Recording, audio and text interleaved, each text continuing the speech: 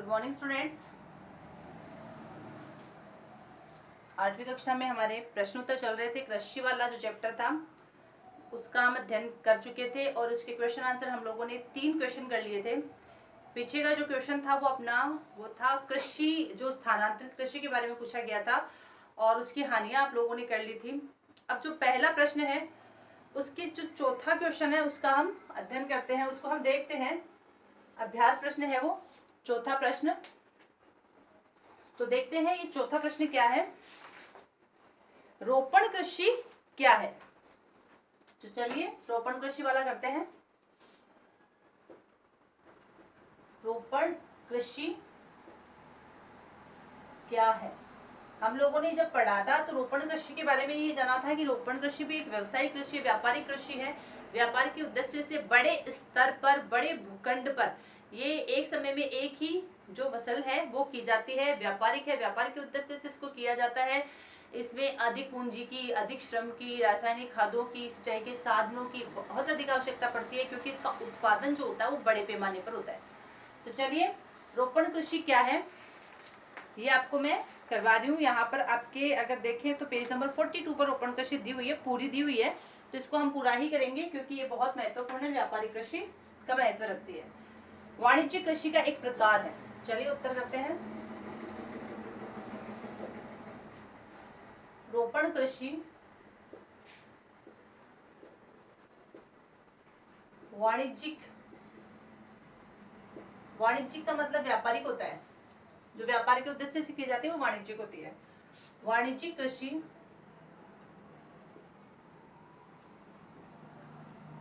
का एक प्रकार है। इसके अगर उदाहरण देखते हैं तो उदाहरण तो लास्ट में हम देख लेते हैं, पहले इसको पूरा कर लेते हैं। यह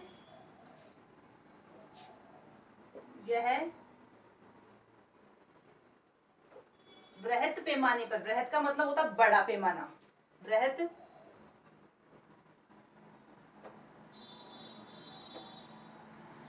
पैमाना का मतलब तो बड़े स्तर पर की जाती है। पैमाने पर श्रम और पूंजी की आवश्यकता होती है, या इसमें बृहत पैमाने पर, यहां पर हम करते हैं इसमें बृहत पैमाने पर श्रम और पूंजी की आवश्यकता होती है।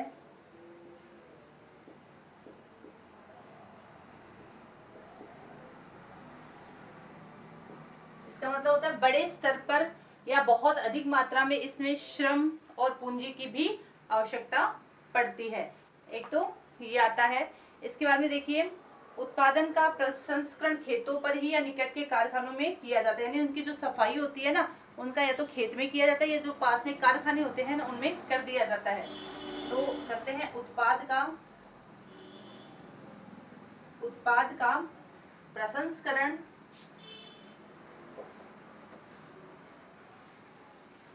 सुधार खेतों पर ही या निकट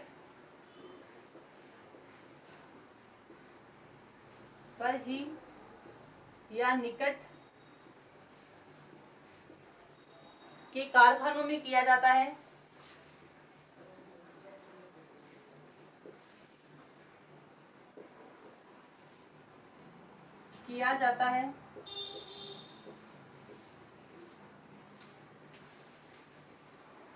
इस प्रकार इस कृषि में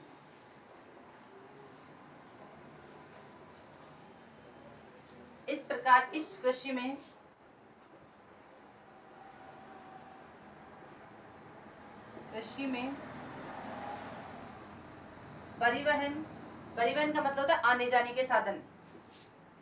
इस कृषि में परिवहन जाल के विकास की अनिवार्यता होती है।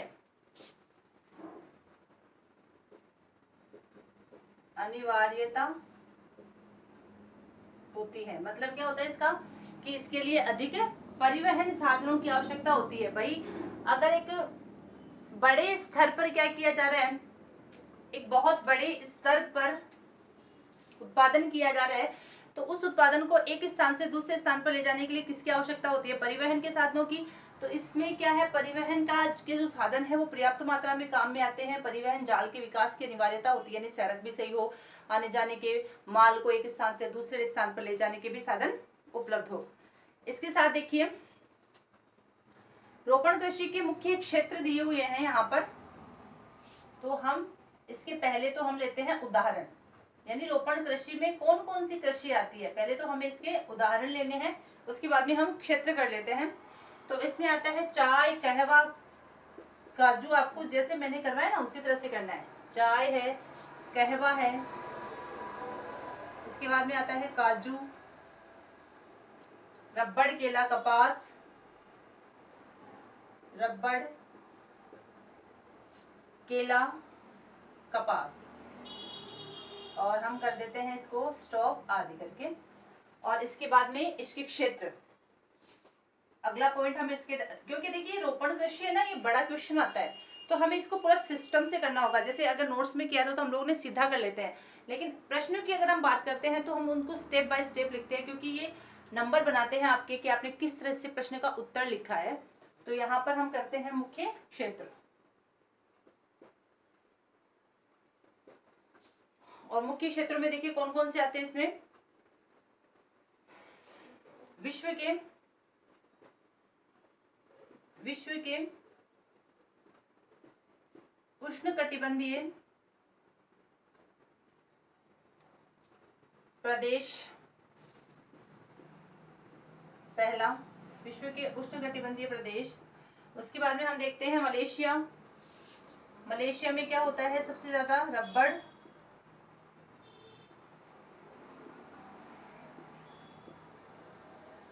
रबड़। ब्राजील में क्या होता है, कहवा। ये सब क्या है, व्यापारिक फसल, रोपण फसल। तो ब्राजील में क्या होता है, ब्राजील में होता है आपका कहवा। पेय फसल है भारत और श्रीलंका में चाय। भारत में, श्रीलंका में क्या है, चाय, ये कॉमन है। तो इस तरह से ये प्रश्न जो है आपको इसी तरीके से पूरा करना है। रोपण कृषि वाला पूरा हो गया अपना। इसके बाद में हम देखते हैं पांचवा क्वेश्चन। पांचवा क्वेश्चन रोपण कृषि वाला कंप्लीट हो गया। इसमें समझा तो मैंने दिया था, लेकिन इस तरह की मुझे लग नहीं रही कोई दिक्कत आपको आएगी। बहुत इजी है, बड़े स्तर पर, बड़े पैमाने पर अधिक पूंजी की इसमें आवश्यकता होती है, अधिक श्रम की आवश्यकता होती है, बड़े पैमाने पर की जाती है, एक समय में एक ही भूखंड पर एक ही फसल को बोया जाता है। अब हम देखते हैं इसका पांचवा क्वेश्चन।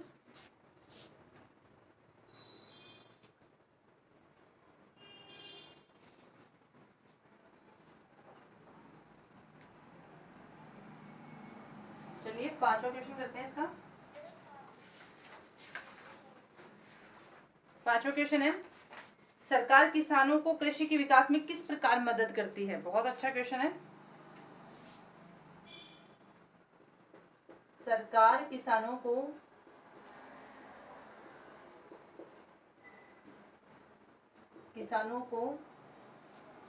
कृषि में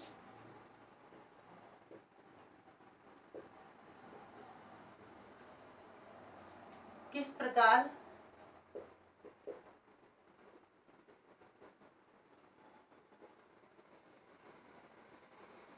मदद करती है। सरकार किसानों को कृषि में किस प्रकार मदद करती है। तो इसका उत्तर हम निकालते हैं कि किस तरह से सरकार जो है वो कृषि कार्य में काफी मदद करती है। तो यहाँ पर कृषि का विकास से देखिए ये पॉइंट आपको कहाँ मिलेगा, सबसे पहले तो हम ये जान लेते हैं। और इसमें हम लोगों ने एक था अपना, एक तो कृषि का विकास,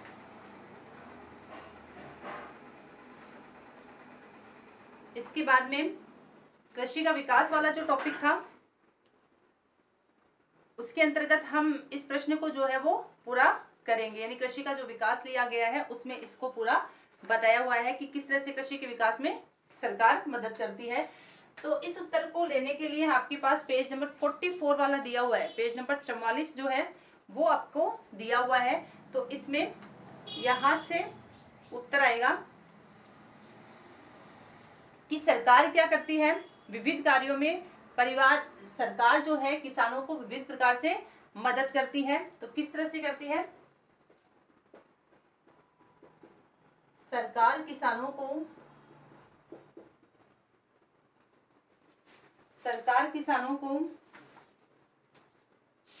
को कृषि कार्य में विभिन्न प्रकार से मदद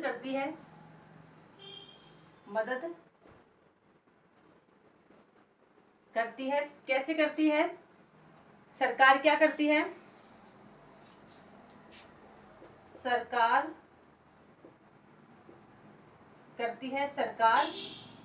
किसानों के लिए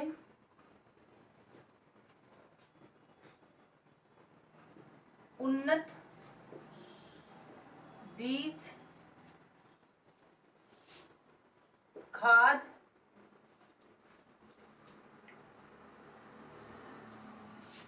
आदि का प्रबंध करती है।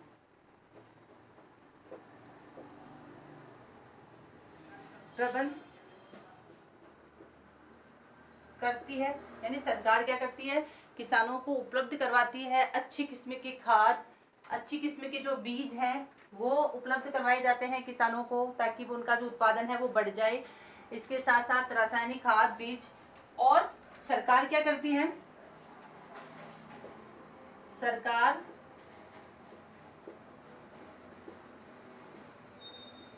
किसानों को औजार वगैरह जो खरीदने के लिए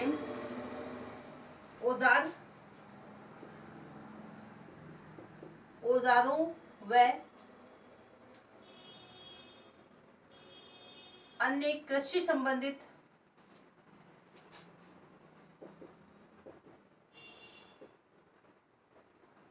वस्तुओं को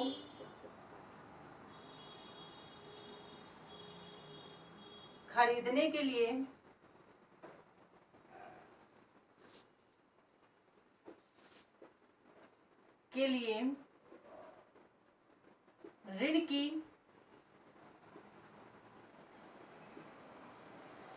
ऋण की सुविधा प्रदान करती है। यानी किसानों को औजार या अच्छे कृषि से संबंधित जो भी सामान है वो खरीदने के लिए क्या करती है? उनके लिए औजार वो ऋण की व्यवस्था करवाती है। और इसके साथ ही किसान जो है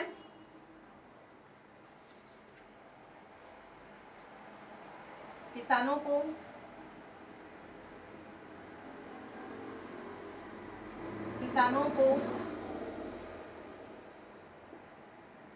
उनकी उपज का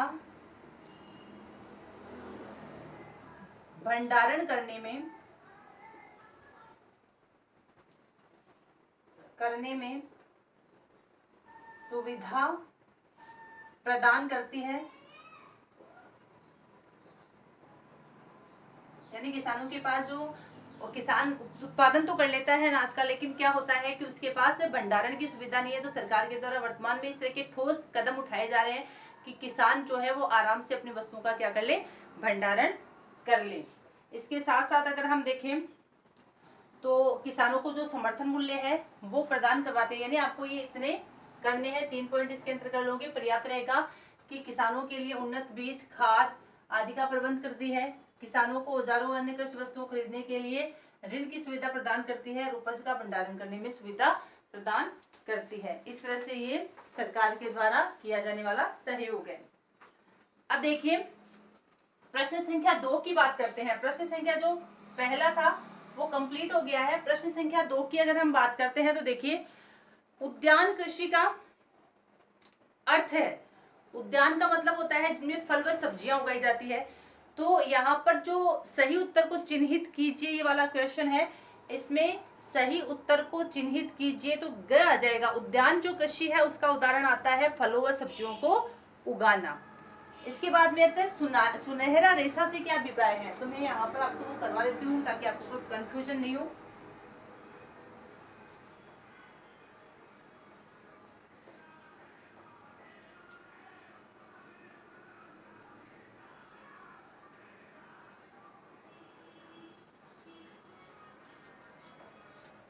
तो दूसरा जो प्रश्न है, प्रश्न संख्या 2,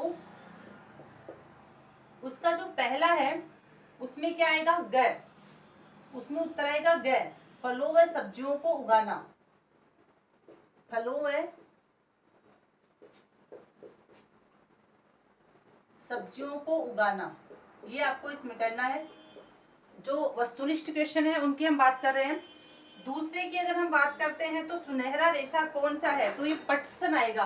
तो इसके अंतर्गत भी क्या आ जाएगा, ग, और ये आ जाएगा पटसन। थर्ड की अगर हम बात करते हैं, कॉफी का मुख्य उत्पादक है। तो कॉफी जो है वो मुख्य रूप से अभी अपन लोगों ने देखी थी, चाय और कॉफी अगर हम देखते हैं तो ब्राजील में सबसे ज्यादा कॉफी होती है। क्या हम देखते हैं इसका उदाहरण, ब्राजील कॉफी का अग्रणी उत्पादक देश है। ये हो गया यहाँ पर कृषि वाला, ये जो सेकंड प्रश्न है वो कंप्लीट हो गया। थर्ड प्रश्न देखिए, कारण बताइए। भारत में कृषि एक प्राथमिक क्रिया है। भारत में कृषि एक प्राथमिक क्रिया है क्योंकि जो कृषि कार्य है इसके अंतर्गत पशुपालन को, इसके अंतर्गत डेयरी को, मछली पालन को, इनको शामिल, खनन को, इनको शामिल किया जाता है। और कृषि के माध्यम से क्या प्राप्त होता है, कृषि के माध्यम से प्राप्त होता है कच्चा माल। फिर हम क्या करते हैं, तो कच्चा माल जो है वो प्राथमिक क्रिया का उदाहरण है, जो कृषि और खनन दोनों से हमें प्राप्त होता है कच्चा माल। तो कृषि से जो प्राप्त कच्चा माल होता है फिर उसको विनिर्मित करते हैं औद्योगिक क्षेत्र में, यानी द्वितीय क्षेत्र में जाते हैं। तो भारत में जो कृषि है वो प्राथमिक क्षेत्र का ही उदाहरण है।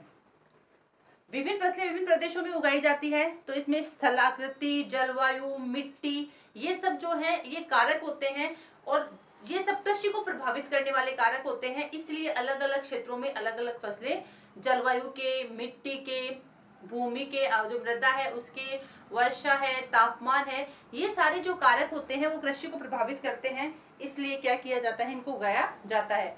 चौथा जो प्रश्न देखिए, प्राथमिक क्रियाएं और तृतीयक क्रियाएं, ये मैं आपको करवाऊंगी निर्वाह कृषि और गहन कृषि, ये भी हम करेंगे। चौथा जो प्रश्न है वो, लेकिन आगे आने वाली कक्षा में हमें इसको आपको कंप्लीट करवाऊंगी। यहाँ तक आपको इसको पूरा करना है।